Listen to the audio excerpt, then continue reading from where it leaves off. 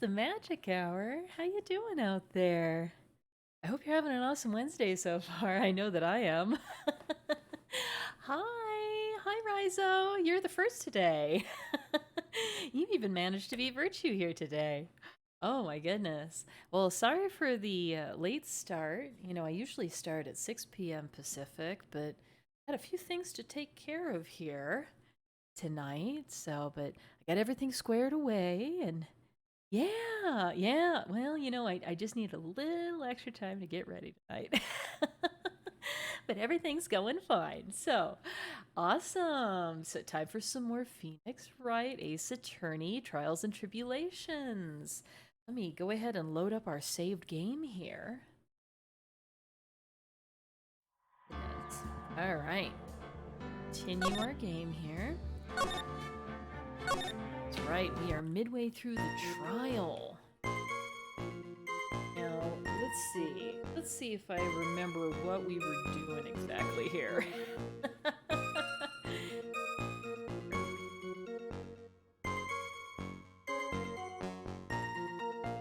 Boy, my allergies have been going crazy today. Alright, so, the last time we were together, we were in court. We were talking to Luke Atme, this guy here, this creepy looking dude. He has sort of posed as an ace detective, but it really turns out he's been the thief mask to mask all along. So, we need to get into his testimony here. He's making some claims about the theft and the related murder here. So, yeah, Rizo, you've been playing a lot of Fall Guys lately. You know, Virtue is quite good at Fall Guys. He's been known to win a show or two.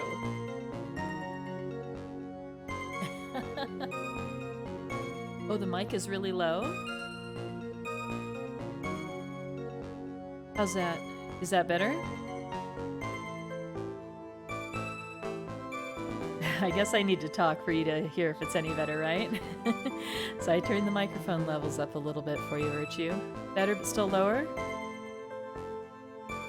How about now? Lower than usual, huh? I wonder what the deal is. Maybe I'm just not as loud as usual. I need to start yelling into this microphone. Well, if I can't make myself louder, I can make the music in the game quieter. How about that? Is that any better? As long as you can hear me okay, that's what's important. Sounds good? Alright, great. Thanks for helping me with that. Alright. So, Luke Atme is now giving his testimony. We're gonna find the flaws in that testimony, and we're gonna tear into them, right? Okay, so, I was stealing urn as mask to mask, just as I announced I would. I had more than enough time to prepare. It was a pathetically easy job. A photograph contains no words, but in this case, one turned out to be my witness. The time at which the camera captured mask to mask was the same time as the murder.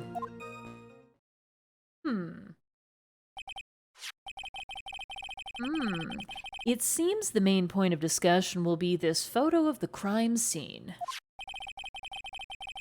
Everything else up until now was all part of his plan. There has to be a secret to this picture as well. Even the great mask to mask cannot be in two places at once. Now then, if you'll excuse me, I have a verdict to receive. Man, from this specific angle, he kind of looks like Aaron Eckhart a little bit, but with like a prosthetic nose.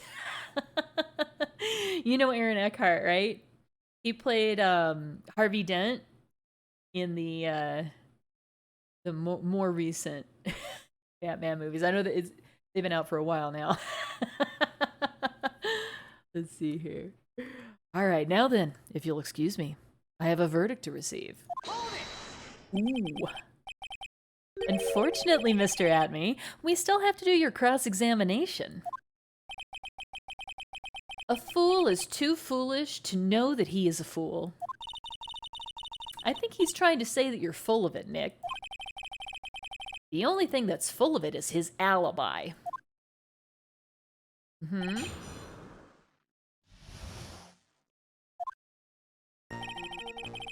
I was stealing the urn as mask to mask, just as I announced I would.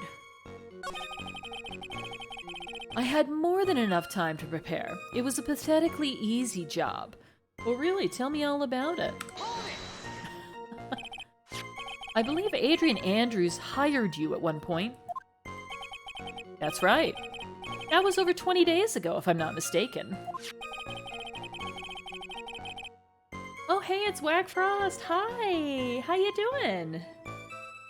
Happy Wednesday.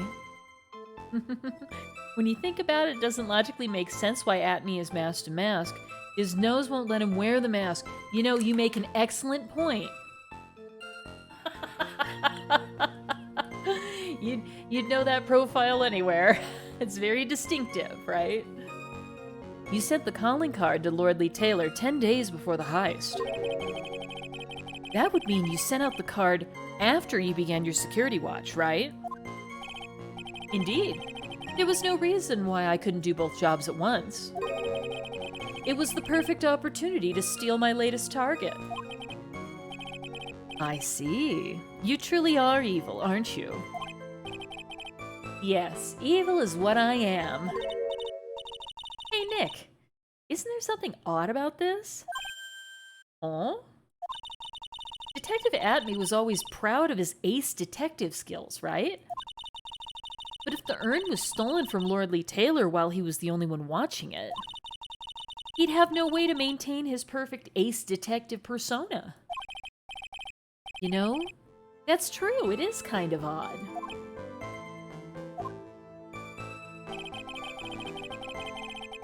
A photograph contains no words, but in this case, one turned out to be my witness. The time at which the camera captured mask to mask was the same time as the murder. Really? Are you sure about that? About the camera that took this photograph. Oh, come on now. It's all too clear what you're thinking. Huh? You think I altered the timestamp on the photograph, don't you? I'm afraid that's impossible. The camera was set up by Lordly Taylor, and on top of that, it was Lordly Taylor's staff that printed that picture's data. And fortunately for the defense, there's no way that picture could have been altered. I see. It looks like I'd better find something else that could be suspicious. So, this alibi is false? It has to be, or he couldn't have killed Mr. Bullard at KB Security. But I'm not really spotting anything unusual. There are two possibilities. Either the mask-to-mask in the photo is a fake, or the photo itself is. Alright, stealing the urn, just as mask to mask said he would. Had more than enough time to prepare, sure. A photograph contains no words, but in this case, one turned out to be my witness. So by photograph, you mean this piece of evidence here, is that correct? Indeed it is, that's it. The very thing that proves I committed the crime. The very thing that proves you committed the crime. Surely even you understand by now. Lordly Taylor provided that camera. There's no way I could have tampered with it. That means I could not have killed Kane Bullard, unless I had an accomplice. Come on, think long and hard about that night. The basement warehouse, and this picture that supposedly captures it. It's gotta be here. Isn't there something funny about this picture? Well, there must be, right? Okay, so yes. Are you implying that this picture is a fake? You bet I am. There's something definitely strange about this picture. We took a look around the basement warehouse that night before the theft took place. And there's something in this photo that doesn't match my memory of that night. Very well. Then let's hear what you have to say. What about this photograph do you find funny? Alright. So there's a couple of things going on here. First of all, there's supposed to be an emblem on his chest, right? There's supposed to be this sort of mask-to-mask brooch, right? The second thing is, this paint splotch is taking up an awful lot of room in this photo. So I suspect that we need to point out something to do with the paint here. So let's go ahead and point over here. The funny part is right here. Why, this is a blood stain. Ah, blood! Now this case is getting interesting. Not exactly. This stain is actually pink paint. Oh, just paint. And peach colored at that. From blood to peaches.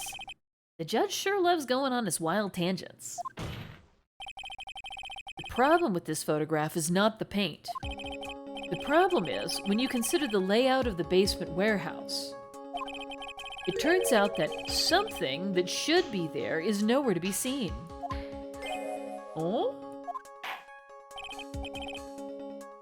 The pink paint is actually pink blood from Danganronpa? Oh man! I need to play those games next. Well, Mr. Wright? What is supposed to be in this picture instead of the paint stains? Well, the statue was in the way, right? Moved again that night.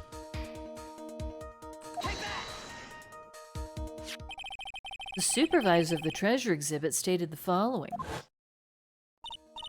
Well, there's a good reason for that. On the day of the crime, around noon, that golden statue just happened to arrive from the mountain training hall. I realized that the statue would be the perfect size for covering up the paint stains. That's why I put it where you first saw it. I myself was there the night the theft took place, and saw the statue in that spot. If this picture was truly taken on that night, then that statue should have been there. But when I went there the day after the theft, that statue of the old bag was sitting in the corner. The old bag? That's Amy Faye, dude. Perhaps it was somehow pushed there accidentally? Your Honor, this statue is slightly larger than yourself and quite heavy. It would take more than an accidental push to move it that distance. Ha! In that case, can you prove it? Can you give us the rhyme and reason as to why that statue was moved that night? Can you do it, Nick? Never mind who moved it. The real question is, why did they move it? Well, Mr. Wright, I hope you're prepared with your answer. Now then, who was the one that moved the golden statue on the night of the crime? Well,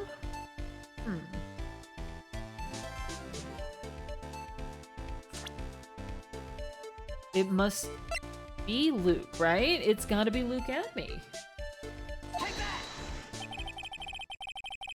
The one who moved the statue is none other than Luke at me. Come now, Sir Lawyer. There you go again on one of your strange delusions.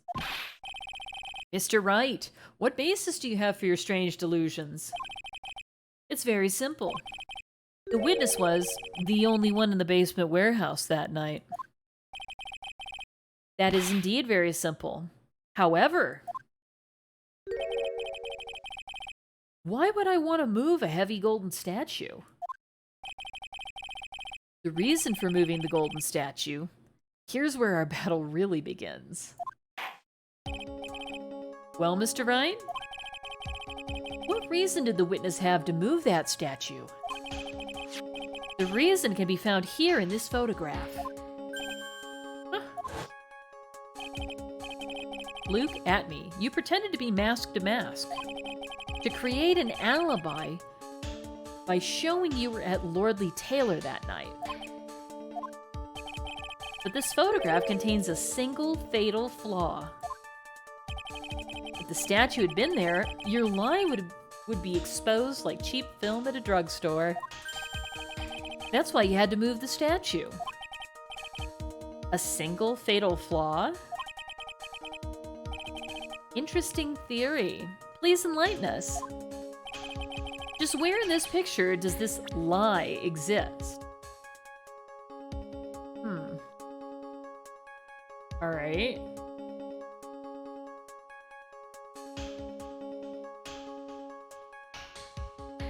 Let's see here. Well, we already talked about the paint. We already talked about the brooch.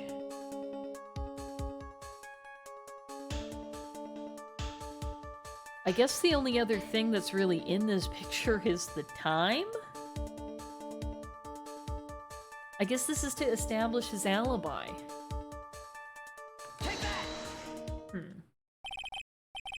Naturally, the lie in this photo is the timestamp. What do you mean? I'll tell you exactly what I mean. On the night in question, Luke Adme went to KB's security and murdered Kane Bullard. Therefore, it's obvious. It would have been impossible for him to be at Lordly Taylor at this time.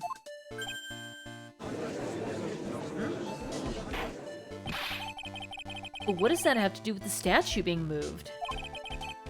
Remember, if you will, Your Honor, when was this statue placed beside the warehouse door? Well, the statue was taken down to the warehouse on the day of the crime, and it was placed there in order to cover up the paint. Exactly. Luke Adme had already decided on the time when he was going to kill the victim. And so, in order to create an alibi for that time, he took this picture days before the murder took place. What the... Of course, the statue hadn't yet been brought down to the basement warehouse yet. Ah. So, on the day of the crime, Mr. Adme must have been quite nervous. As nervous as a long-tailed cat in a rocking chair factory, so to speak. Why? Because something that wasn't supposed to be there had been brought down and placed where it wasn't supposed to be. And that is why Luke Adme had to move the statue on the night of the murder.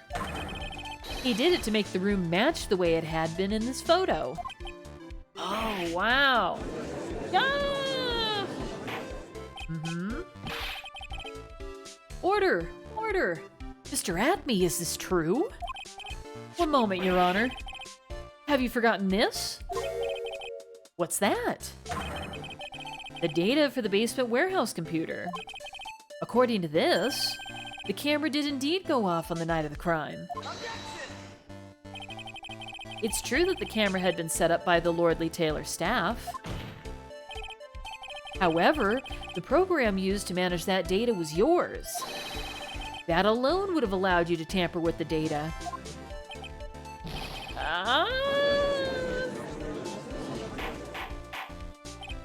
Order! Order! Mr. Godot, what is the meaning of this?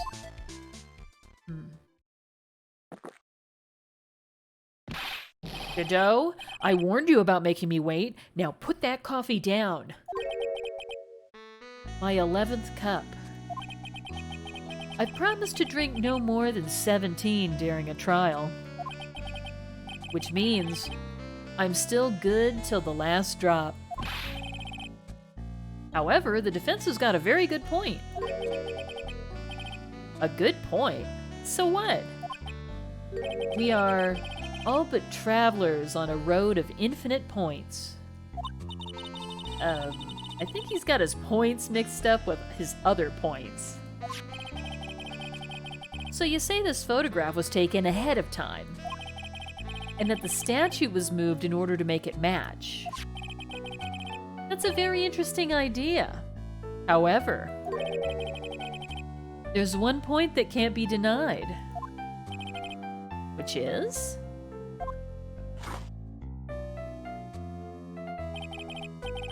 that it's only a possibility. Men that are trapped by the chains of maybe can never reach their dreams. That's very true. No way! Don't fall for that, Your Honor. Hey, Mr. Damask. Yes? If there's no funny business in your actions as Master Damask, there should be no problem with you telling us your strategy. So let's hear it. Yes, please provide this court with your testimony about your plan to steal the sacred urn.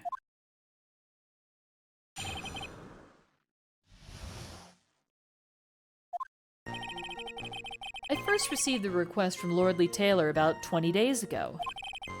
The urn was placed in a box, and Zvari, it was then sent to the warehouse.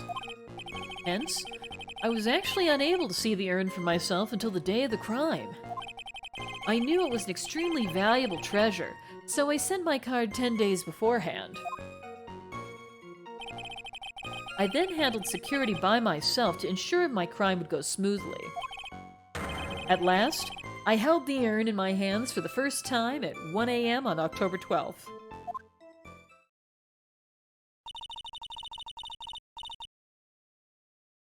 It's pretty much all stuff we've heard before, isn't it?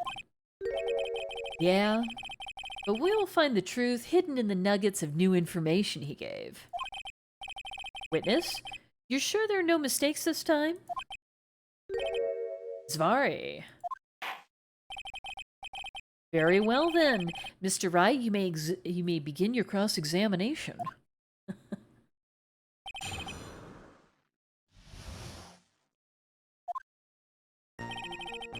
I first received the request from Lordly Taylor about 20 days ago.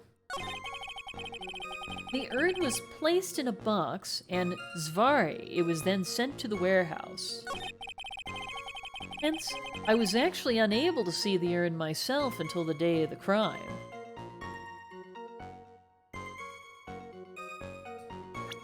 Do we have stuff about the urn? We must, right? Okay, so we have this picture of the urn before it was broken and put back together.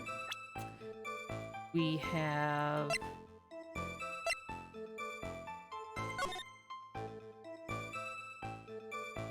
this card.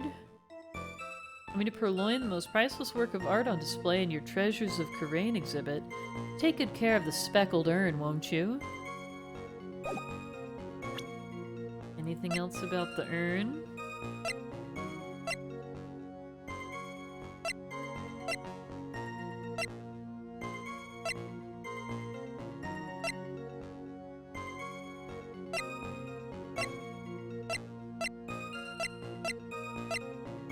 Itself. Broken and repaired by Adrian, then replaced in its box, kept out of sight.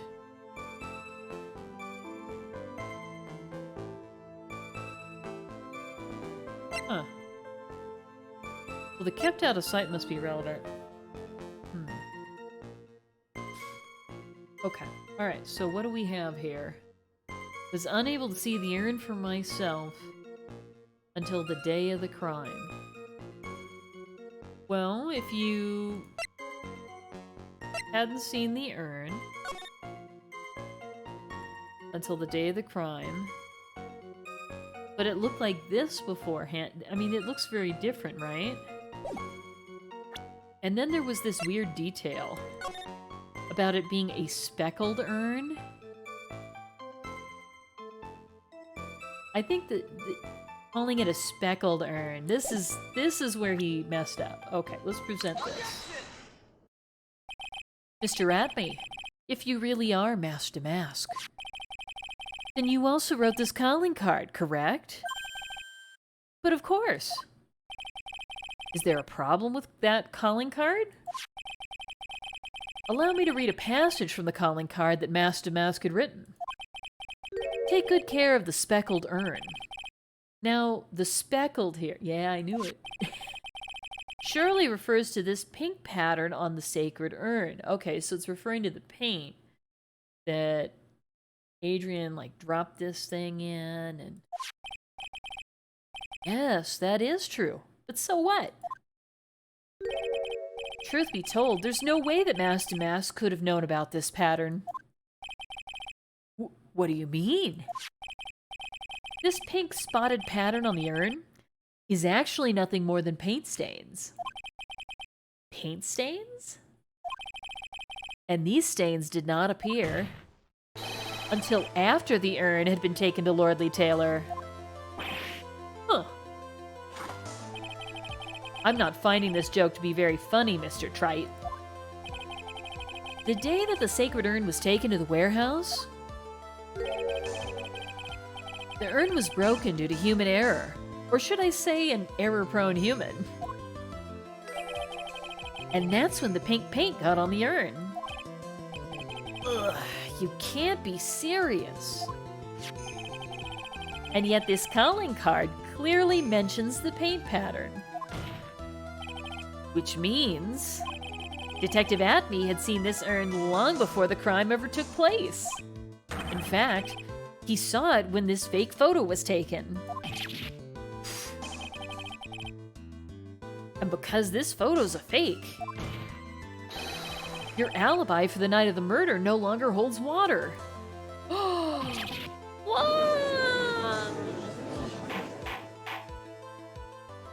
You're in trouble now, dude. Witness, do you have anything to say for yourself? All right, that did it. He's broken. Nick? I think it's still a little early for a victory pose. Huh? Ah. It's so sad. No one has any conviction these days. Conviction, you say? Yesterday, we all decided unanimously that this man was Master Mask. And now, we're calling him a murderer. You don't think we're being a tad fickle? That's a good point. No way! Don't fall for that too, Your Honor. You say that Luke Atme was the one who killed Kane Bullard? Then let me ask you this. Why would he do that? An excellent point. Huh? Motive, Mr. Wright. Motive. Might you, my merry murderous motive manifest? Wow, okay. Might you, my merry murderous motive manifest? I love the alliteration. Nick, he's getting his second wind.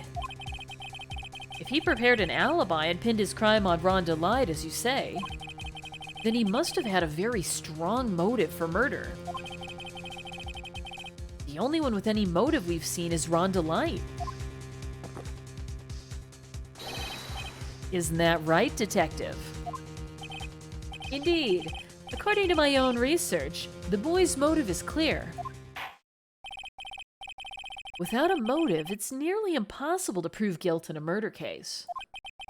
Now then, maybe you can enlighten us as to what the defendant's motives were. I'd be honored to, Sir Old-Timer. They're doing everything they can to make Ron look suspicious. Despite our lack of hard information, this may be our only chance.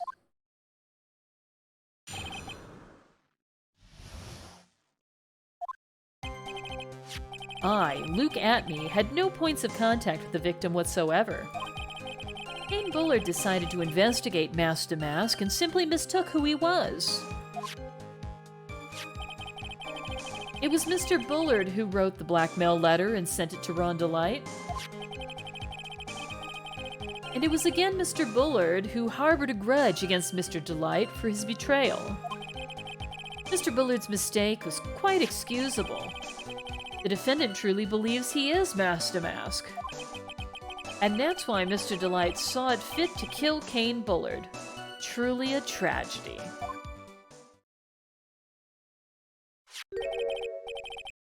So the victim, Kane Bullard, blackmailed the defendant? This is the blackmail letter found in the defendant's apartment. A handwriting test confirms that Mr. Bullard was indeed the one who wrote this letter. Hey. What? Very well, Mr. Wright. Begin your cross-examination. Okay.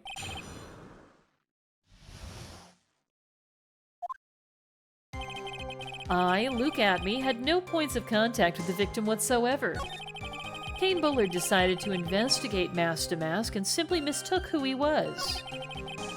It was Mr. Bullard who wrote the blackmail letter and sent it to Ron Delight.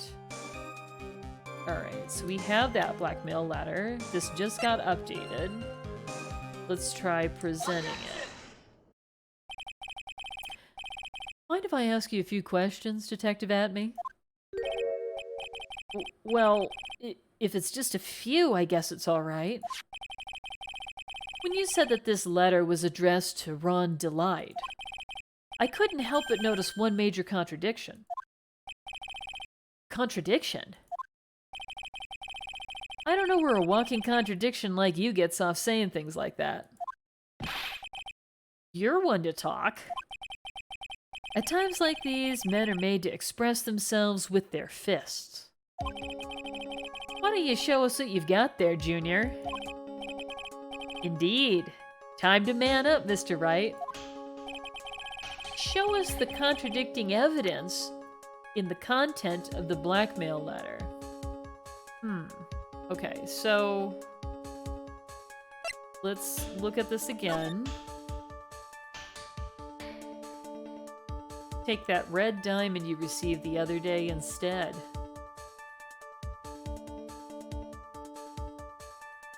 Okay.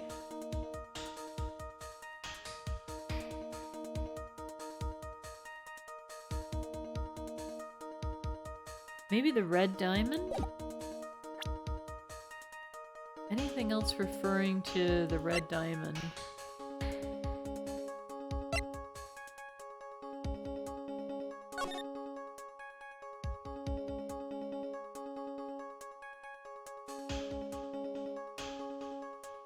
Hi, Cassandra. How are you? Welcome. We're trying to find the contradiction in this guy's testimony. I think it might be that the letter is referring to a red diamond, right? The blackmail letter. But this is a blue diamond that was stolen here, right? I think this has got to be it. All right. Let's go ahead and how about present this? Ooh, I hope we're right. First time playing Ace Attorney or repeat offender?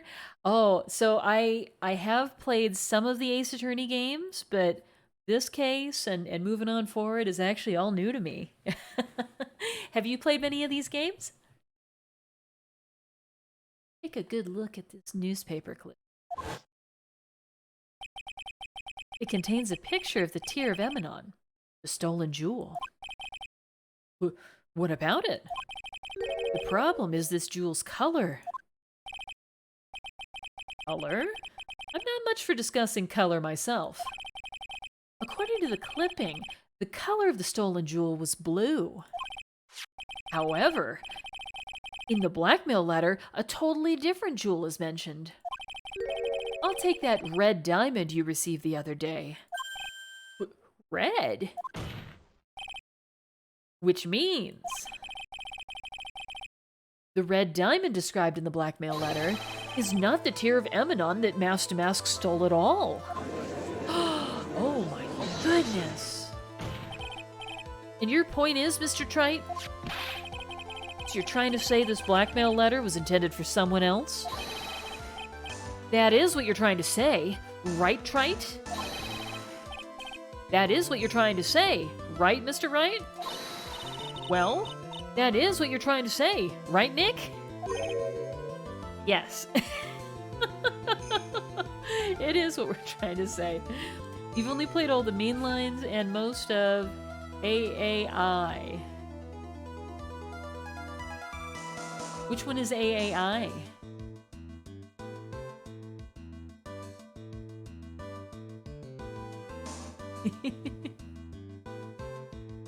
We played through the original game, and then we also played through Justice for All.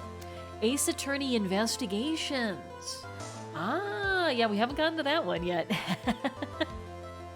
I've been playing through these in order. Yes. So who... Let's see, this is who Kane Bullard was actually blackmailing.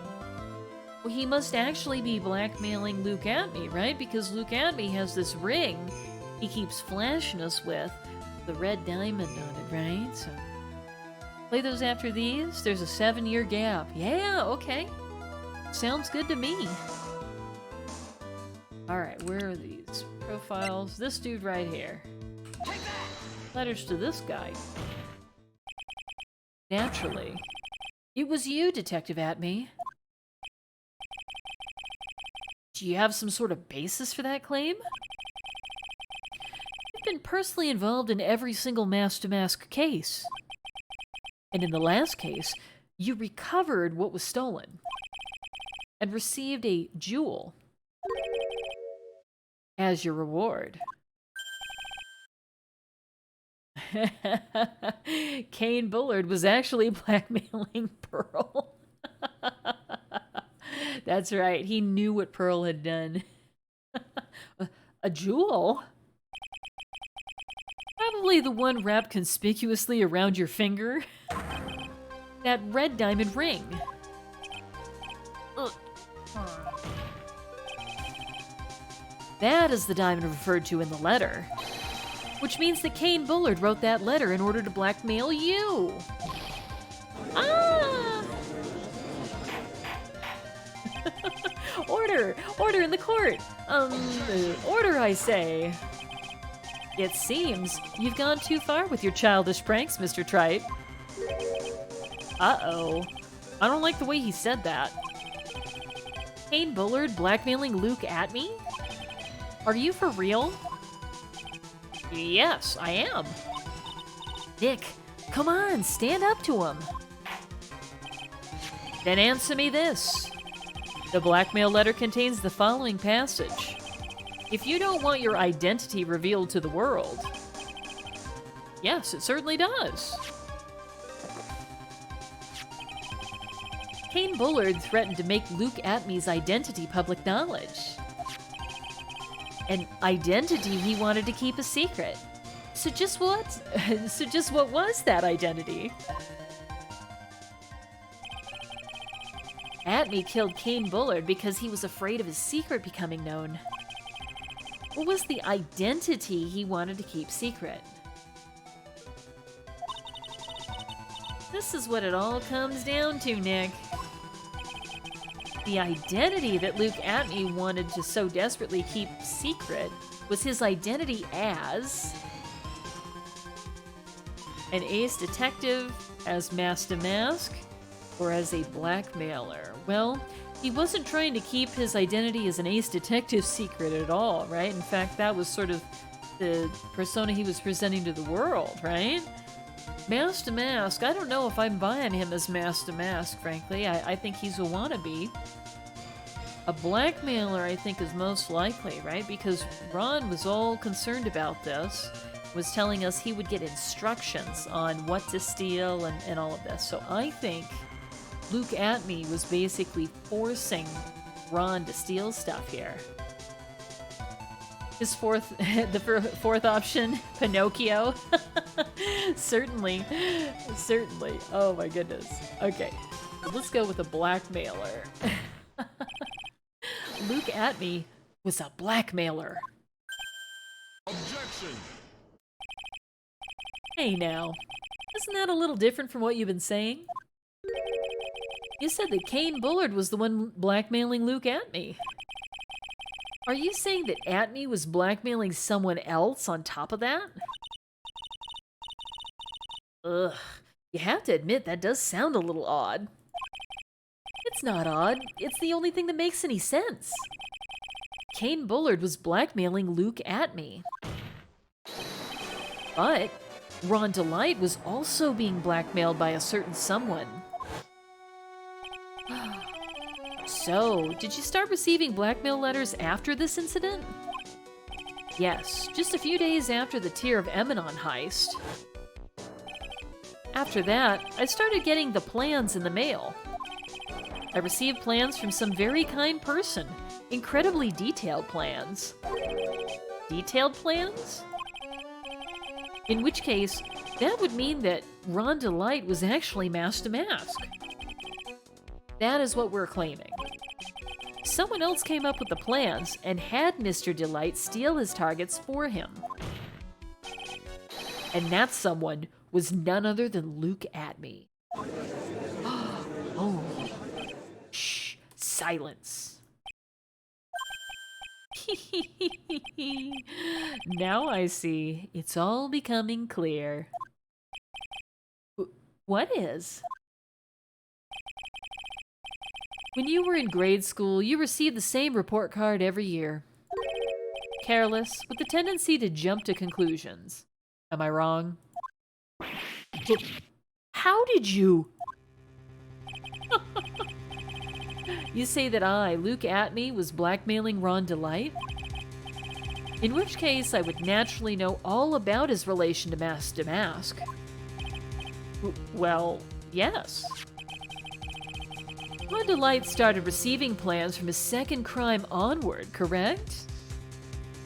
Hey, level 394, how you doing? Happy Wednesday, dude. Which means I learned of his identity when he first committed that crime. Oh, yeah, okay, so he figured out that Ron was mask to mask after the first crime. Good point. You certainly couldn't have blackmailed him otherwise.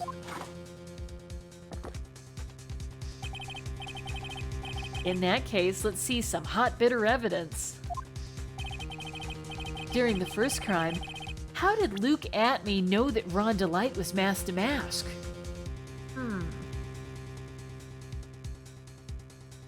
Well, at the first crime, Ron was there, right? Right here. This is how. I think I see it. See what? When you were in grade school, you received the same report card every year. Gets into lots of mischief trying to be the center of attention. What do you mean? This newspaper clipping. It has a picture of you and Ron Delight in his guard uniform. It seems that Mask to Mask didn't just disappear into thin air. He just took off his outfit and hid it in a bucket. That sounds far too stupid to be true. Correct. But tricks like that, he couldn't fool a baby, let alone an ace detective. And that's when you figured it out, Mr. Atme. That's when you learned that under his mask, Mask to Mask was really Ron Delight. What the? Wasn't he supposed to be Mask to Mask? Not only that, it looks like he wasn't even an ace detective. I can't believe it. He was just a slimy blackmailer. What a fraud. Trying to pass himself off as an ace detective. Oh, gosh, everybody's hating on him. Why, you... How dare you expose me like that? Why, I mean, I've never blackmailed anyone in my life. I'm a famous and proud ace detective and also Mask to Mask. Why can't you understand that? I'm afraid you are neither a proud thief nor an ace detective. You're a blackmailer and a murderer. That is your true identity. Why, you... How dare you even fall to such steps trying to do this with the big mouth of yours? Compared to my genius, you're all just jealous, so go on, discredit me, commemorate me. There's nothing great as the ace detective, murder, threats, get away with all of it. It's enough to make one laugh. Well, someone sounds big mad.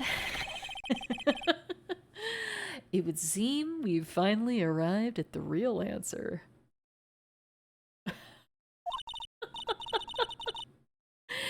That was quite a performance by Mr. Atme.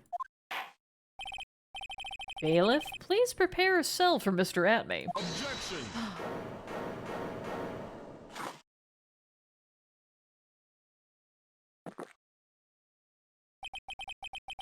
The hammer that strikes too fast has no time to aim. What do you mean? I'm already prepared to deliver my ruling. Allow me to say one thing. I will be the one to judge. That's right, coffee time. Coffee. You don't get much more in your face than that. It appears that your claws weren't quite sharp enough, Mr. Wright. What do you... It's true that you've proven a lot of things. Things like Luke Atme was a filthy blackmailer. And that he wasn't at Lordly Taylor the night of the murder. That's right. That's why he's the one who killed Mr. Bull. But... there's still one thing you have yet to prove. What's that? Just because he wasn't at the warehouse doesn't mean he was at the murder scene. Therefore, if you can't prove that this pitiful excuse for a man was at KB Security, then I don't see how a verdict can be delivered. No way! Goodness. Order! Order in the court! Well, Mr. Wright? This is it. This is the final round. I've got to prove that Atme was at Mr. Buller's office on that night. But can you really prove that? That's long enough, Mr. Trite. I want to hear your answer. Hey, Virtue, thank you so much for the 5 bits. Oh, I love the little corgi heads. A little corgi howl. I want to hear your answer. That night, Luke Atme was at KB Security, and the defense... We can prove it, right? Right? I don't know. Can we prove it? How do we prove it? We have the warehouse data. We have Ron's wallet. We have the key card. Oh geez, I don't know if we can prove it. You prove it by quick saving and choosing both? What a smart person you are. Let's go ahead and do it, right? Alright. Alright, what happens if we say we can prove it? So clever, Whackfrost. Oh, you got a DoorDash ad, huh? Oh man. Making me hungry. The defense can prove it, with evidence. Are you sure? Ha! Don't you worry, I'll watch over you. As you break down and fall to pieces. Very well then, let's see this proof.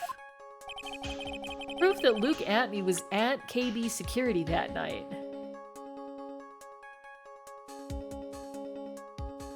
Well, the only proof that we have that anyone was at KB Security is this, right? There's no fingerprints on the buzzer.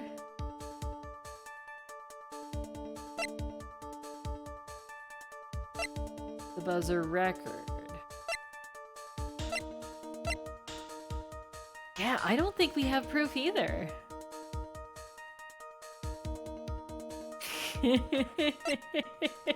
Could always present my attorney's badge. No, okay. Well, what happens if we present this? I don't think we have it either, so I think I'm just gonna try this, and if it doesn't work, I'm gonna go back and I'm gonna reload and say, I don't know. This is the proof. No, no, no.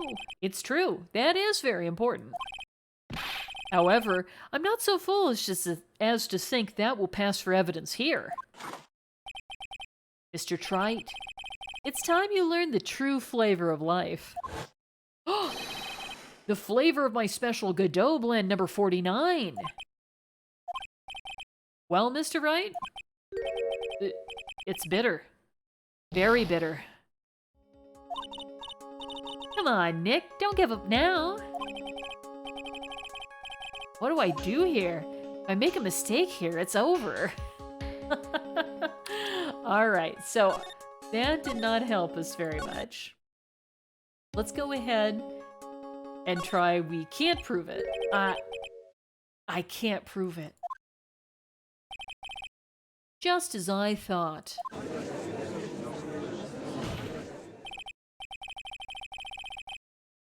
But if we hear more of Detective Atmey's testimony... Objection! Unfortunately, that's as far as you go, Mr. Trite. Ooh, I don't know. I don't know, Cassandra. We may need to reload. What do you mean? I won't allow for any more testimony. That's what I mean. What? Have you forgotten? Luke Atmey is here after we interrupted his own trial. And you failed to prove that he committed the murder. I think it's time for this witness to return to his own trial and face his guilty verdict as mask to mask. No. Well now, Sir Lawyer, it seems that love wins out in the end after all. But love wins out in the end? I am the ace detective as well as mask to mask. My verdict will verify that. Just as Rhonda Lights will verify he is the true murderer. I declare that with the full force of my ace detectiveness. I don't like this at all. Order! Order in the court! That's enough deliberation over this witness. I can't believe this. At this rate, Ron is... Don't give up now, Nick. We still have tomorrow. We can look for more evidence, and by then it'll be too late. Aw? Why?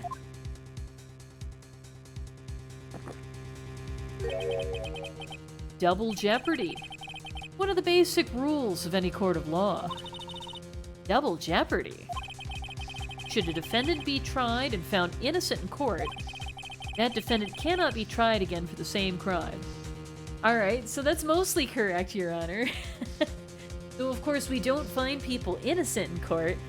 They're declared not guilty, and there is a difference there.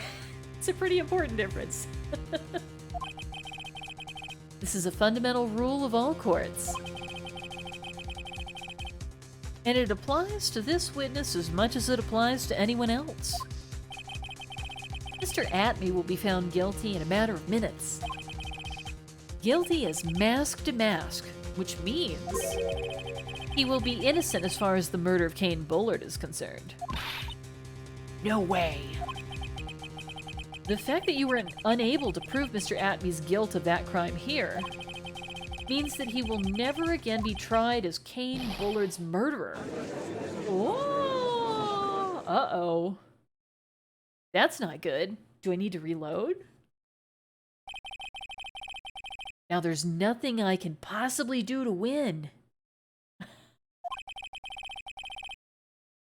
Even if Ron is proclaimed to be innocent, the real killer, Luke Atmey, will go free. So if you kill someone and get found not guilty, and then 10 years later they find proof that you were the true killer, will you still be tried? No, you won't. Yeah, that's exactly right, Cassandra. Right? Because that's kind of the whole deal. You were already tried. And that's actually, you have a constitutional protection against double jeopardy if you happen to be in the United States. Ah, you studied law for 6 months. Well, then you know this very well, right? There you go. There you go. Yeah, but that's why sometimes it takes a very long time for cases to go to trial, especially murder cases where you may have forensic evidence, it needs to be processed, and they need time to determine this beyond a reasonable doubt, right? Important stuff. As a hobby slash hyperfixation, oh geez. Well, it never hurts to know a little more about the law, that's for sure. You have cross-examined every statement the witnesses made here today. And as long as there's no more testimony, I'm afraid I have to declare that there will be no further questioning of this witness. Are there any objections?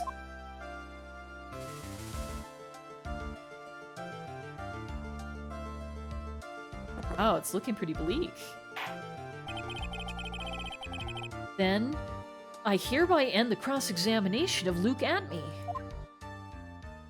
Objection! I think I see it. Your Honor, when you were a child, this is what was on your report card every year. Has poor hearing and often makes mistakes as a result. How did you... Phoenix, raise your head up high. Have you forgotten what I used to tell you? A lawyer is someone who smiles no matter how bad it gets. Oh, is this Mia? That voice. No way. Long time no see, Phoenix. Mia. Here we go. This is the true power of the Karain channeling technique. I know that it's really Maya who's standing before me, but right now, she's my mentor, Mia Fey.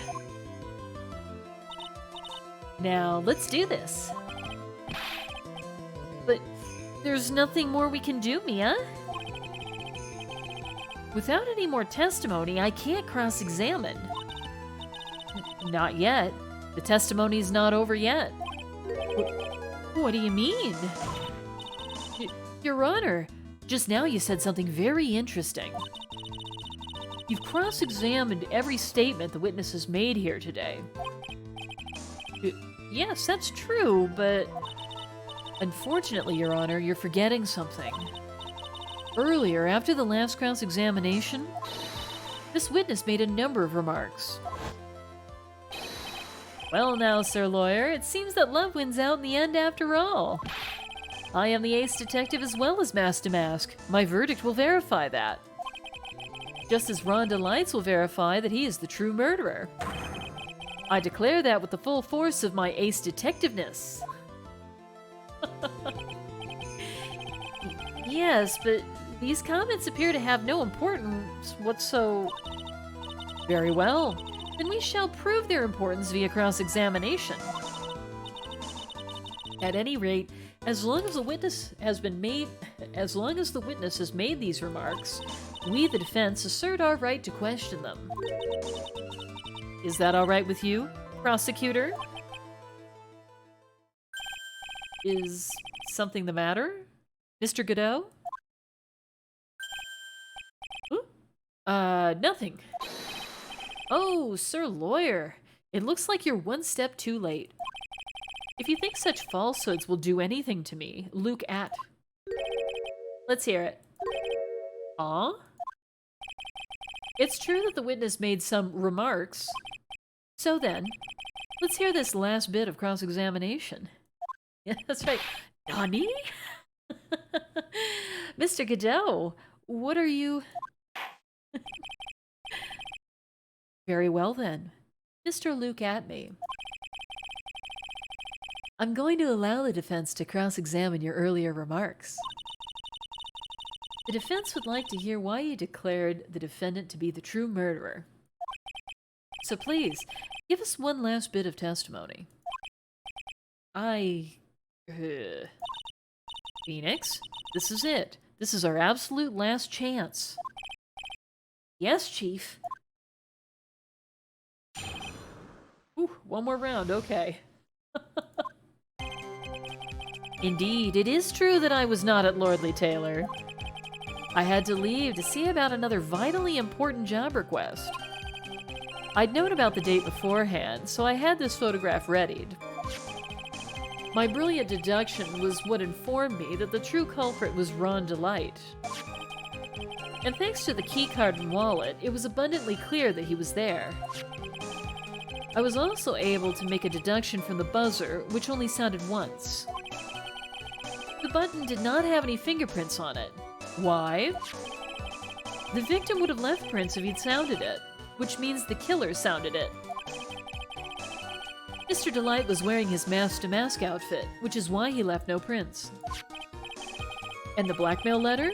The victim likely just mistook the color of the jewel. Zvari.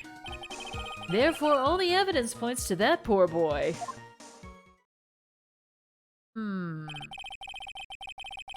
This testimony actually seems to hold up pretty well. Yeah, how did he know about the costume? Good question.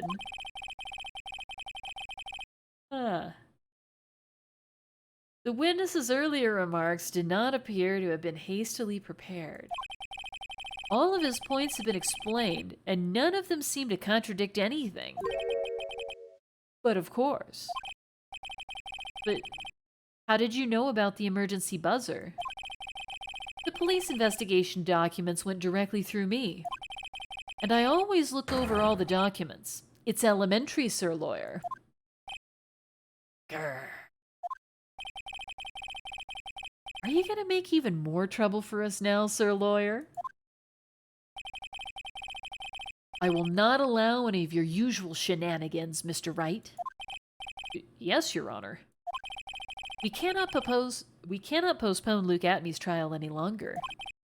This is your last chance. Hang on a second. Just one chance? Huh. It seems that the party's about to begin. Well, Phoenix?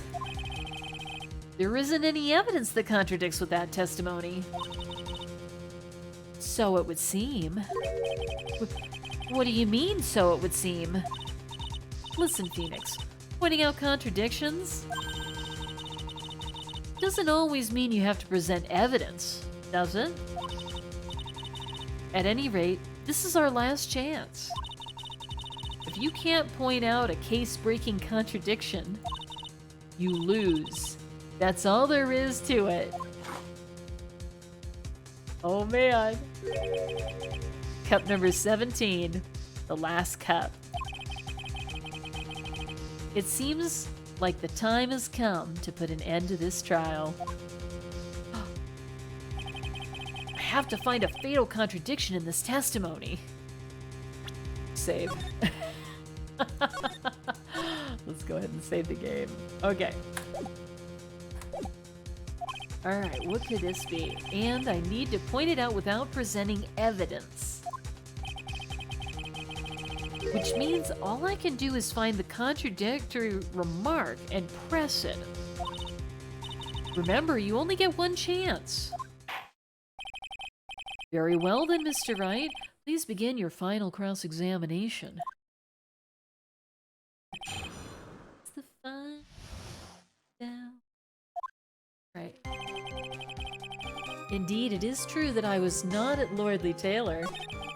I had to leave to see about another vitally important job request. I'd known about the date beforehand, so I had this photograph readied. My brilliant deduction was what informed me that the true culprit was Ron Delight. And thanks to the keycard and wallet, it was abundantly clear that he was there. Right, exactly. You only get one chance. Quick save. I was also able to make a deduction from the buzzer, which only sounded once. The button did not have any fingerprints on it. Why? A permadeath run of this game, huh? Having fun? The victim would have left prints if he'd sounded it, which means the killer sounded it. Mr. Delight was wearing his mask-to-mask outfit, which is why he left no prints.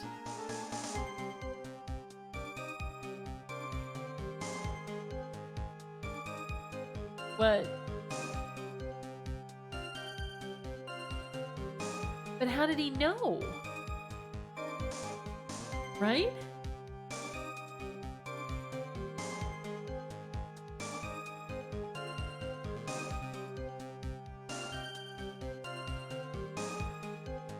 I think this has gotta be it, right? How does he know that Ron was dressed in the mask-to-mask outfit? Oh man, let this be it. Okay. Mr. Atme, about this last remark. Got my fingers crossed here. Objection! You still don't get it, do you, Trite? This isn't the time to be pressing the witness on every little statement. Well, when is it, dude? This is literally our job. To keep our client out of the hot seat. I'm afraid you're the one who still doesn't get it, Mr. Godot. What? Mr. Atme, it seems you have finally admitted that you were in the CEO's office on the night of the murder. How can you say that? Let's review your testimony, shall we, Mr. Atme? The button did not have any fingerprints on it. Why? Mr. Delight was wearing his mask-to-mask outfit. Is that correct? Indeed. That's what I said. My deductions are absolutely foolproof.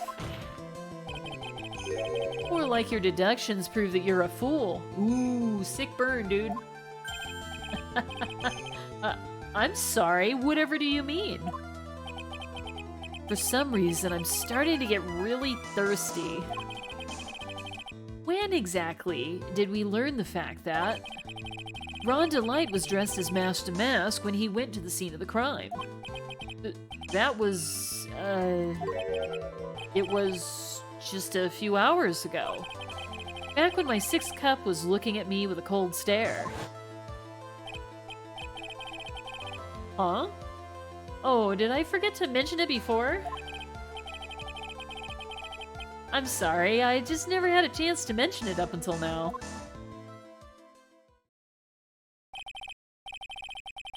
That's right. The defendant had yet to tell anyone else this fact before this morning. Therefore, the only people who should have known this are those who have been watching this trial. That's right, because he was in the other courtroom all day while Ron was giving that testimony.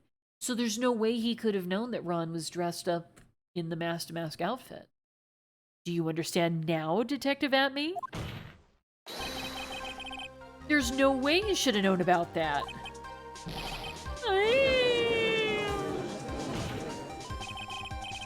You were in the next courtroom, being tried as mask-to-mask. So then enlighten us. Just how did you know about that piece of information? Well... Come on! This detective must have known about it. He probably had plenty of chances to figure it out first. He probably had plenty of chances to find out beforehand. I don't know. And it's those chances that I want to discuss next. That night, Mr. Delight was wearing his mask-to-mask outfit.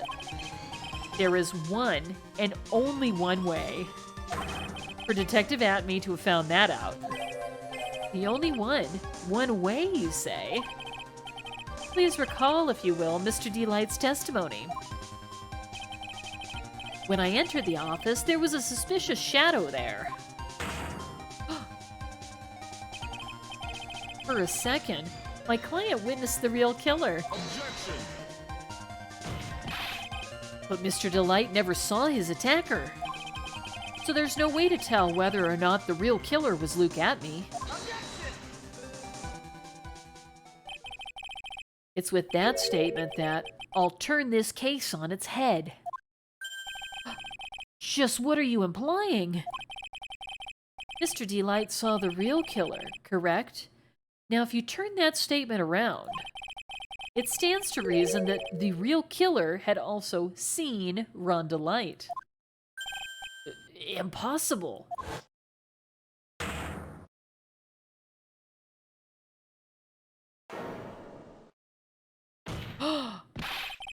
Detective Atme, you saw Mask to Mask at the murder scene that night. You saw him when you killed Kane Bullard and assaulted Ron Delight.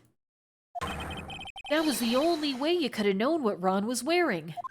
Is that an earthquake? Duck and cover.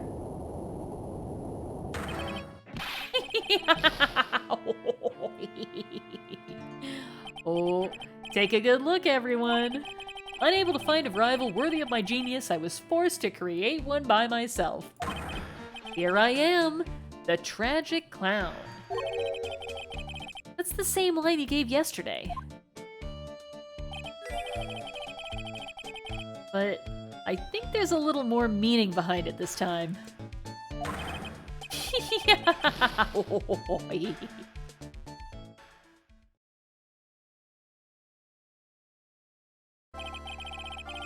What an awfully complicated incident.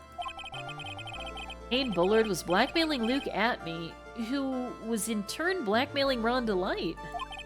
And upon killing his blackmailer, Luke Atme tried to frame Ron Delight. He then claimed to be guilty as Mask to Mask in order to escape his true crime. And to that end, he came up with this plan.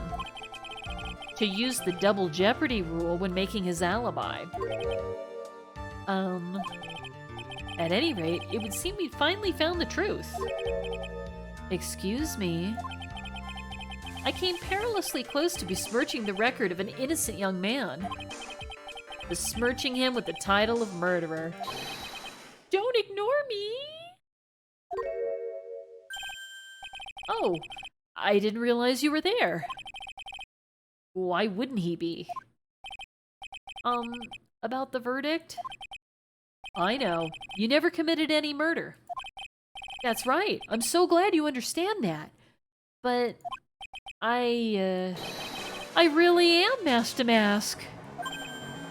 Huh? So, thanks to that trial yesterday, I'm innocent now, right? What was it you said? Double jeopardy? Now that you mention it, I've been careless. Careless? What do you think, Nia? As the defendant says, the rule of double jeopardy is absolute.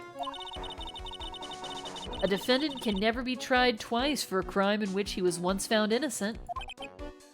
Then, Mask to Mask is really innocent? It would seem so. For now. For now? Now then, this court finds the defendant. Yeah! That's right. That's how you do it. Uh-huh. Another successful case brought to its conclusion. Yeah! Oh, thanks, Virtue. Yeah, let's get a little celebration in there. And how about a little bit of you tried for my opponent? Thank you so much. You did try. Boy, this is really lucky. Wait, this isn't so good after all. You see, the thing is, I still am Mask to Mask after all.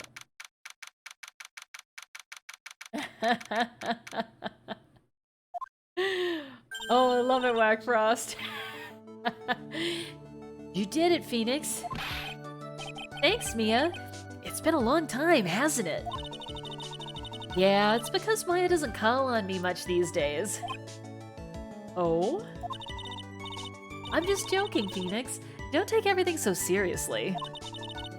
But on the other hand, Maya, she seems kind of torn these days.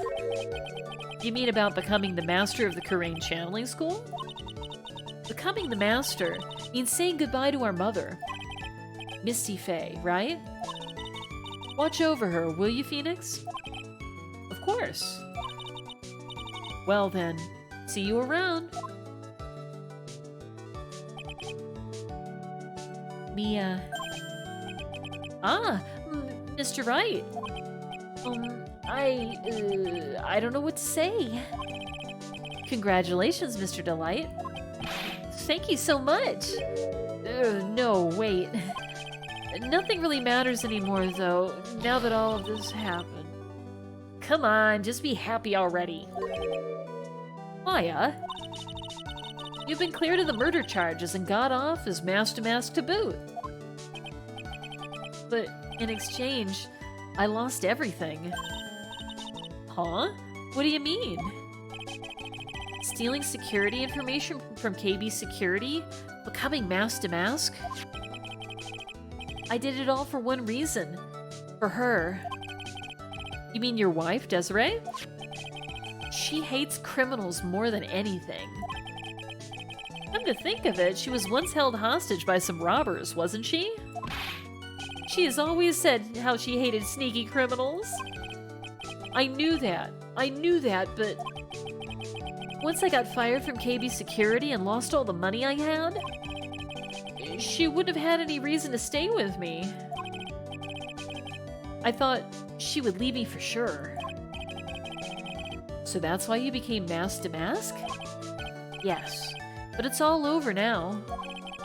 A broken bowl can never be put back together. That's not true. Right, Nick? Right. Really? Can we go back to the way things were? You'll be fine, and Nick can prove it. I can? I kind of wish you would check with me first. Yeah, sure, okay. Mr. Delight, if even a bowl is broken, there's always a way to put it back together. Is this just a straight-up reference to the urn? That was broken and then fixed? Okay. What about this? The sacred urn. DrC was the one who found this. Desiree, your wife. She's always believed in you, Ron. That's why you'll be fine. You don't have to worry about anything. Ah, there you are. Right? Costumed identities born from incidents in alleyways. Might be something to that. Miss Delight. You did it, Ronnie. You're innocent. I'm so happy. Thank you. I appreciate that. But, I suppose you don't want anything more to do with me, do you? Ronnie, why didn't you talk to me about what was going on? I had no idea you'd quit KB Security. I never imagined that you were really mask to mask either. Ms. Delight, what are you gonna do now that you know? You're not gonna really leave him, are you? Come on, it's obvious, isn't it? How could I ever let a wonderful man like him get away? After all, my bike's really fast. So fast there's no way he could ever get away. But didn't you say you hated criminals? Huh? Oh, I only hate people who act all cowardly and sneaky. Like that detective. I see. My Ronnie went and declared his crimes before he committed them, like a man. Is that what a man does? A man leaves a calling card with his intent to commit crimes. I just love a man who's so chivalrous. Chivalrous! Yeah, exactly, Maya. Chivalrous? I knew I was right about you. Every day I spend with you is filled with thrills and excitement. DrC. Desiree, you really do love Ron, don't you? Nicky boy? Yes? I'm really glad I asked you to defend my Ronnie. Thank you so much. I'll never forget what you've done for us. Oh, well, take care of yourself. You too, Nicky boy. Oh, I can feel my face going red. Mr. Nick, Mystic Maya, congratulations. Talk about bad timing. Mr. Nick, how could you, with another man's wife, in front of Mystic Maya?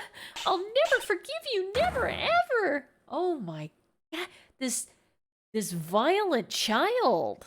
Oh my goodness! The brutality here. Pearl, where did you learn to do this? Gotta get a hold of yourself. So just as the case came to a close, so too did my consciousness. She beat him into unconsciousness? Oh my god! Jeez. Man, Pearl is out of control.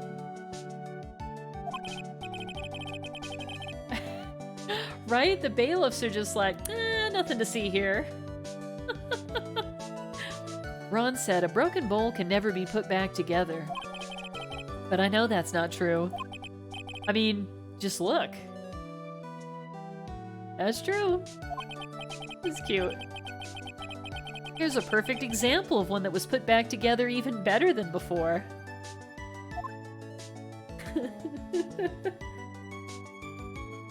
Oh man. The end. That's right. That's right, level 394. Yes, officer, I just saw a child beat a hedgehog into unconsciousness. Oh, you feel like Desiree not divorcing Ron because she could totally milk the mask to mask shtick for lots of money. Well, maybe she likes bad boys after all. Maybe she learned something about herself. All right. Episode number 3, Recipe for Turnabout. Go ahead and save our game. Ooh. Boy, I wasn't sure we were going to get through it. Thought we were going to have to reload again there.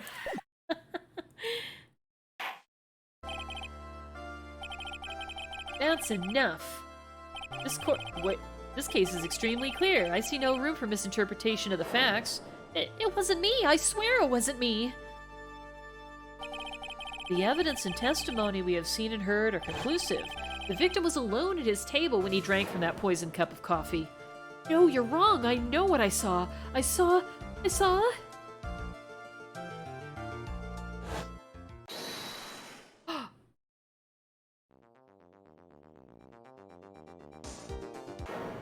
I saw someone else there. A man. He's the real killer. Is that us? Is that Phoenix Wright?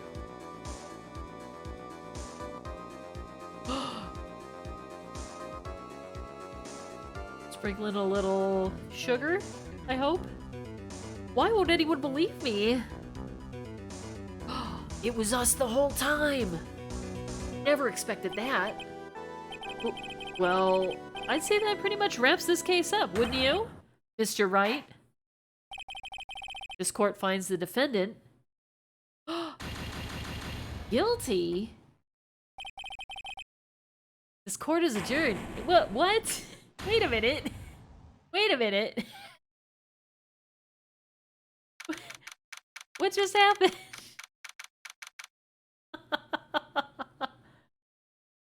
I know. This was like a speed run for failure. Not even 1 minute into the new chapter and I already lost to Pain. Yeah. Not even the Edgy, not to Von Karma, not to either of the Von Karmas, really. The start of the new year always makes me feel like I could take on the whole world. I bet it does, Maya. So, I've decided that our resolution should be, Zvari, take on the world.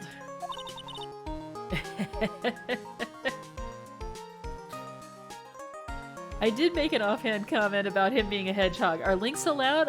I'm not sure if it'll work. You can go ahead and put a link, though.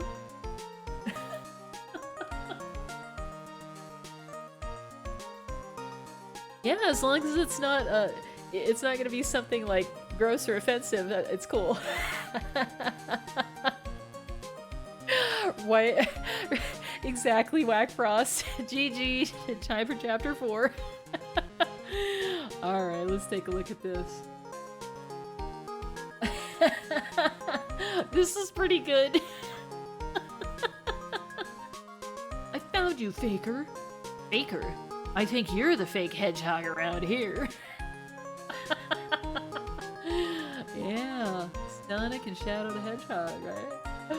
Oh my gosh, this is so funny. Yeah, people love making memes about this game. I just love it. People are so creative. Okay, what do you think?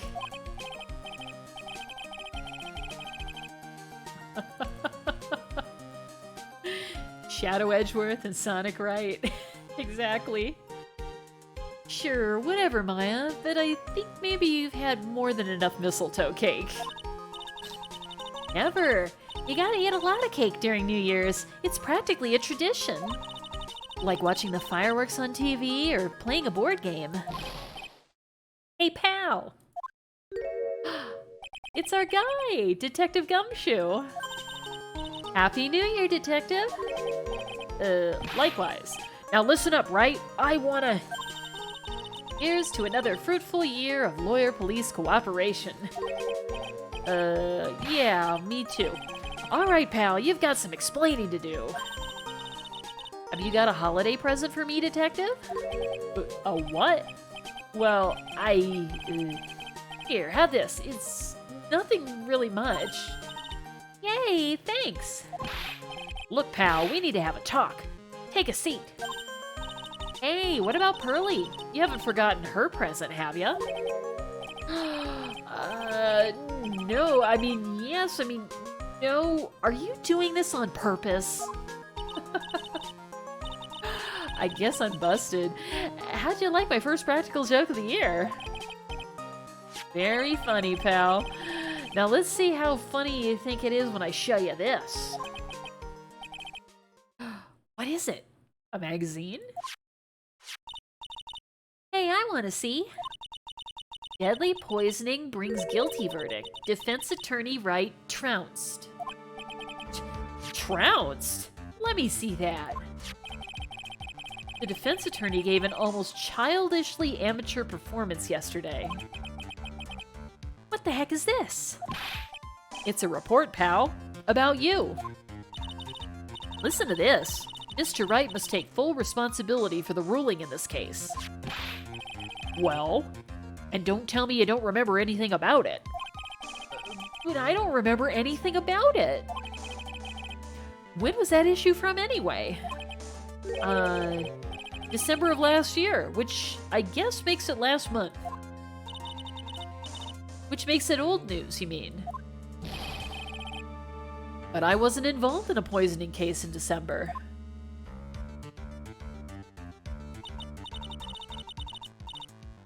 So what do you think this is all about, Nick?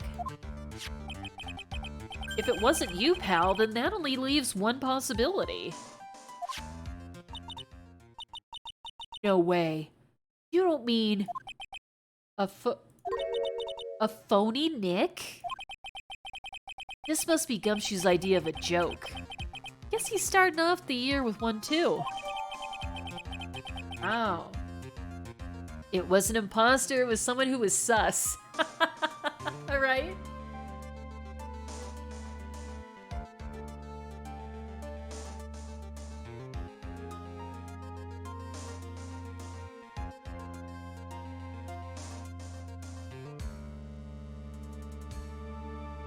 Oh my goodness, my allergies are so bad today.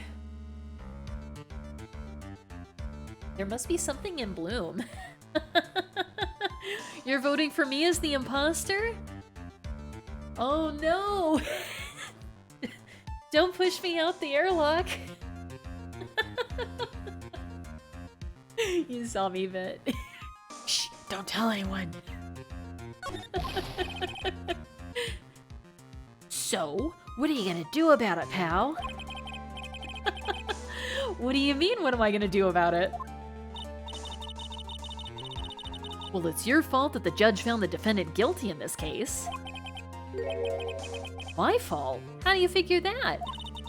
Because the Phoenix Wright is super famous now. Well, maybe only sort of. Yeah, see what happens when you hotshots start getting too full of yourselves? But I didn't do anything wrong. At least, not that I can remember.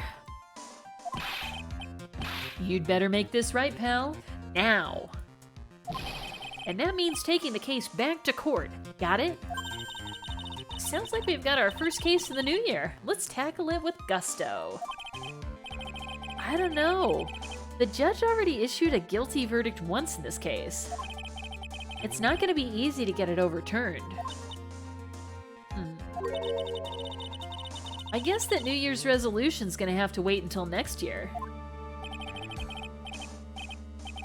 So you're taking the case, right? Good. I'm going to head over to the courthouse then. Oh yeah, you think Phoenix has an alibi because he was in a coma after Pearl beat the crap out of him at the end of the last case, right? I guess it makes sense. After that, I'll go back to the precinct. Drop by if you need something, okay, pal?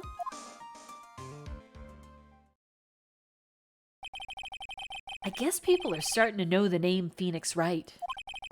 If a client entrusted a case to me based on my reputation, I guess I am kind of responsible. But why would someone else want to impersonate me? What sort of a guy would do that? That's right. We saw you failing in the courtroom. It wasn't me. Alright, let's talk, I guess? What should we do? So, what's our first move? I guess we go down to the detention center and talk? Wait a sec, Nick. This person's behind bars because of you. Whomever it is isn't gonna be jumping at the chance to meet you, right? Hey, let's get one thing straight. It wasn't me. It was a fake me that did this.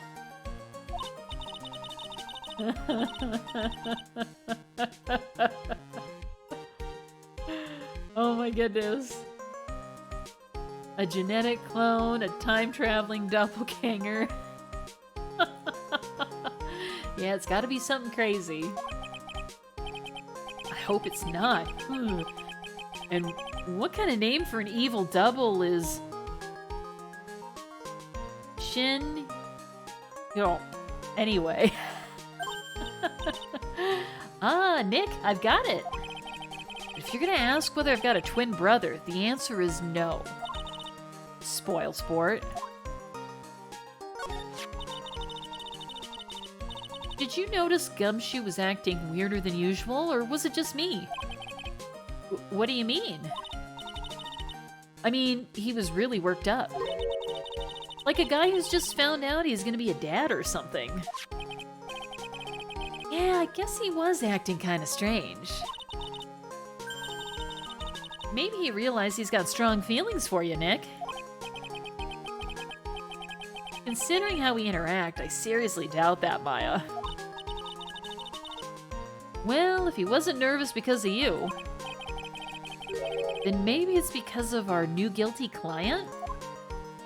Alright, well, the only thing we can do is meet with our client, right? So let's go. Alright.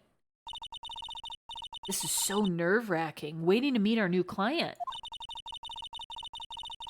I wonder just what kind of person you tricked and got found guilty. Keep it down, Maya. That kind of talk could ruin me. Ah! How could you, Mr. Wright? How could you do this to me? They put me in solitary. I haven't been able to stop crying. Aren't you? Yes, I am. I am totally and utterly let down. Ah, are you? Don't pretend you don't know me. It's me, Maggie. Remember? Maggie Bird. Maggie Bird. Ah. Right. She used to be a policewoman. Maggie Bird. She's the policewoman I defended that one time.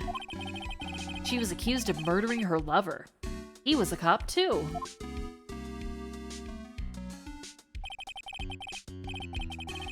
What are you doing in here? Didn't I get you a quit? Oh sure, very funny. After that fifth-rate defense job, you come in here and start making jokes? You better hurry up and tell her what happened, Nick. Ah, you shipped Magshoe, huh? I'm learning all about this. This seems to be very significant. I like it. I like it. Let's see here. Hold on, let me fix this.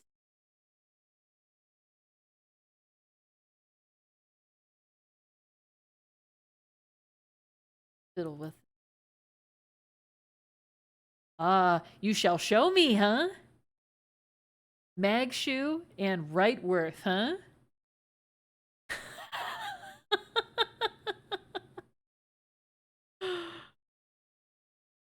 Exhibit A for Magshoe Cannon. Uh-huh. This I gotta see.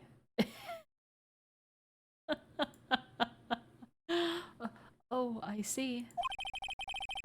So that's where we stand right now. I'm sorry you've been caught up in another murder. My whole life has been nothing but a whirlwind of bad luck and failures. And I feel that. I vaguely remember her saying the exact same thing last time. But I don't mind. What's one more disaster in my life? At least now the real Mr. Wright is here with me. I won't let the world keep me down, sir. Oh, okay. So let's take a look here. Let's examine the evidence. Oh, yeah, okay. This is very strong evidence. He did have a picture of her in his locker. You don't do that for just anyone, do you? Very strong evidence. All right, let's talk about it, Maggie. What's the tea, girl? So how come you're dressed like that, Maggie? Last year you looked so sharp in that police uniform. Huh. I was fired after that incident last year. Oh, I'm sorry. It's okay, I don't mind one bit. I enjoyed being on the force, but I think it was time for me to move on. So, what do you do now? In the second act of The Life of Maggie Bird, I'm playing the role of a waitress. A waitress? Yes, in a French restaurant. It's a small place, but it's quite fashionable. My charming smile and shapely figure came through for me. And the owner, Mr. Armstrong, hired me straight away, sir. And then you got into this mess straight away, right? Yeah, you could put it that way. Alright, Exhibit B, huh? Let's take a look at this. Alright. Was kind of hoping you'd give this to her for me. I've been real worried about her. She looked like she'd lost a lot of weight. Okay. Okay. This is a caring gesture. What happened? Oh, well, Maggie told us that so the last time we saw Maggie, she was a policewoman. But she got fired from that job, and now she works in a French restaurant as a waitress. And then the other thing that happened while you were gone is we are examining Exhibit B, which also appears to be, I would not say quite as strong evidence as Exhibit A, but I would say it's still sort of pointing in the general direction. Yeah. Oh, Exhibit C. Here we go. What do you mean unrelated? I want to hear what she has to say, pal. Just a lowly detective, so I'm not sure what I should do with that other than to arrest it. What? No way, pal. I mean, sir. It's a lowly security guard, so I'm not sure what I should do with that other than to guard it. Okay. Oh, it's top to bottom? So these conversations, like, reflect one another. Maggie is using pal, which of course is Gumshoe's little catchphrase, right?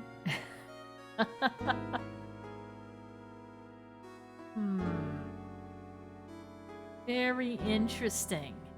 Very interesting indeed. Yeah, you know, I think A is very strong. Very strong. And these are These are more circumstantial. A is extremely strong, though. I think you're right. I think you're absolutely right. Very interesting. I'm gonna definitely have my antenna up for more evidence as time goes on here. What happened? This whole mess started on the 3rd of last month. And it happened at Tribien. Tribien? Yes, it's a restaurant where good service and a friendly smile are always included.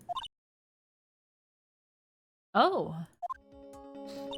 It's super underrated in the AA fandom? Well, I think they're cute together. I like it.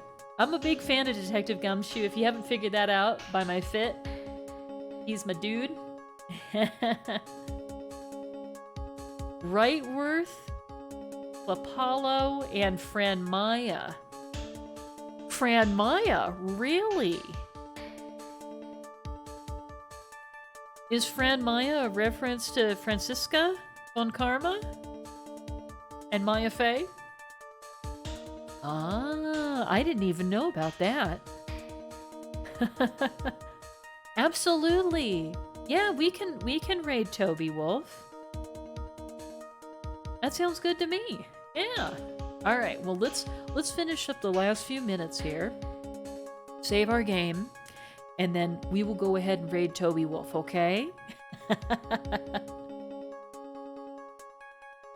Really? I had no idea about that. Is Francisca gonna show up in another game? She was in the last game. She gonna show up again? Maybe there's more interaction between the two that I just haven't seen yet. There were 2 men at the table, both drinking coffee. And then...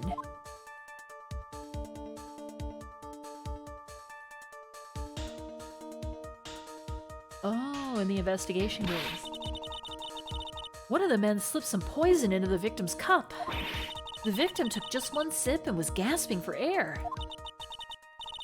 I was so shocked I passed out. Hey, hold on there, Maggie. What? You keep calling the guy the victim. Didn't you know the guy who was killed? Not at all. I'd never even seen the guy before. Oh. So she wouldn't have had a motive to kill him then, I guess. And the other man, the killer, you saw him, right? Of course. A good waitress must be attentive to the clientele. So, you saw the killer, but you were found guilty of the crime anyway? How come? You tell me, Mr. Wright. Ah! I guess the answer to my question is my phony. Anyway, she saw the killer. Better see if we can get a description of this guy. Alright. So if you saw the murderer, why were you still convicted? Because no one else saw. Saw what? The other man. The one who put the poison in the victim's coffee. Everyone testified that way. Mr. Armstrong, the customer, everyone. The victim was sitting alone at his table the whole time. But how's that possible? I don't know.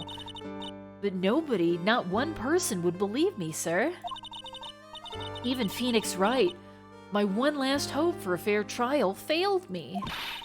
What a pathetic defense. My granny could have done a better job. Look, that wasn't me, okay? And then, they found something a bit incriminating in my apron pocket. What? A small bottle of poison. Oops. How did that get in there? My bee. I didn't mean to bring my poison to work. What? Poison? It was in your pocket? Well, I passed out when the victim collapsed. The killer must have slipped the poison into my pocket when I was unconscious. And no one else saw this other guy? No, sir. That's what everyone said. But I don't see how they could have missed him. What'd he look like? I was the one who took the coffee to the two men. Oh? And what was your impression of them? Well, when I first saw them, I kind of thought they might be in the music industry. In music? How come? Well, one of them had some sort of earpiece and an emo musician's look about him. And there was a sample CD on the table, sir. An earpiece and a sample CD, huh? Did you get a look at the CD at all? It had a band's name written on it. I think it was MC something. They must have been preparing for their debut, I guess. So it was a band CD. Maybe a promo disc? Maybe it was MC Screwdriver. Get serious, Maya. Would you buy the CD of a group named that? What was the name of that group again? MC Hacksaw? No, MC... And what about the killer? What did he look like? Well, I don't really remember. Only that he was a young man. Well built like the victim, really. Okay. So she doesn't know who he is. Anything else? Do we have anything to show her? Well, we do have this. We don't see that she's lying, right? So no use in using the Magatama. Maybe if we show her the clipping, she'll say something new? Never know, right? Oh, yeah, I need to ask you about this. Hey, this article's about my case. Can you tell me anything about the guy who was pretending to be me? Yes, sir. It was the morning after I'd been arrested. I met you in the visitor's room here. You were wearing one of your super sharp suits. Me? Yes, you, Mr. Wright. Ugh. Hey, Maggie. Was my evil double AM here too? No, I don't remember a phony you, Maya. Oh. It would have been so cool. Then you got really worked up and passionate. I'm gonna get you cleared of this crime, you said. Okay, I get the picture. But you've met me in person before. So how come you didn't realize that guy wasn't the real me? I guess, looking back now, it was a little strange. Only a little? Well, okay, so you were a bit taller than normal, and you looked a bit shady. And your voice was a bit weird. Oh, and you had this kind of funny accent, and so the guy was nothing like me then. But he had your spiky hair and blue suit. Is that all it takes for someone to imitate me? Be good to know, a good Halloween costume. Spiky hair, blue suit, automatically Phoenix Wright. How about everyone else in the courtroom? Like the judge and the observers? Didn't they realize he was an imposter? Everyone had these big question marks on their faces. But it seemed that no one wanted to say anything, sir. This case just keeps getting weirder and weirder. Mr. Wright, do you think it's possible to get a retrial? Probably. The court ruled in the absence of a genuine defense attorney. So we should be able to get a retrial. Mr. Wright? Do you think we'll win next time, sir? My life has been a full-course meal of bad luck, complete with defeat for dessert. Since I was 6 months old when I fell from the 9th floor of my apartment building. The 9th floor of your apartment building as an infant? I've been hit by all sorts of vehicles, gotten sick from all sorts of foods.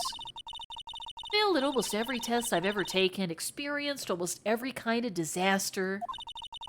I even landed a phony lawyer when I had the misfortune of being accused of murder. But I will survive, because Maggie Bird always lives to fight another day. And one day, I'll find it. Just you wait and see, sir. I'll find that one single moment of good luck. Ugh. Shinyop is really gonna pay for this. What are you staring at me like that for? But Maya's right. Whoever it is that thought it was a good idea to use my name and get an innocent girl convicted of murder had better watch out. We'll find him. Don't you worry. We'll get Zin out for you. Thank you. Oh, I'll tell you where Trey Bien is then. Trey? Ah, that's right. The restaurant where the murder took place. Yes, sir. When you go, please tell Mr. Armstrong I said hi. Sure. All right, Nick. Let's go check out this restaurant and its food. All right. Well, this looks like a good place for us to save and wrap up the stream. So let me go ahead and get out of this so I can save. All right, excellent. So let's see here. Let me get all my ducks in a row. We're going to be raiding Toby Wolf, huh? Alright, so in the meantime, I guess there's not much left for me to do except to say thank you so much to everyone who showed up to support my stream today. I really appreciate y'all. I hope that you enjoyed the stream today. If you're new to the stream and you haven't yet given me a follow, sure would appreciate you hitting that little heart for me. Alright, well, I'm going to be back again on Friday from 6 to 9 p.m. Pacific Standard Time, and we'll pick up right here where we're leaving off. I hope that you enjoy the rest of your night. Oh, thanks so much for the follow, Cassandra. Oh my goodness, I really appreciate you. So we're gonna go ahead and raid Toby Wolf here. Let me get that all entered in and we'll make a move, okay? Wonderful, I hope you do come back. I really enjoyed your company tonight. Have a good night. I'll see you next time.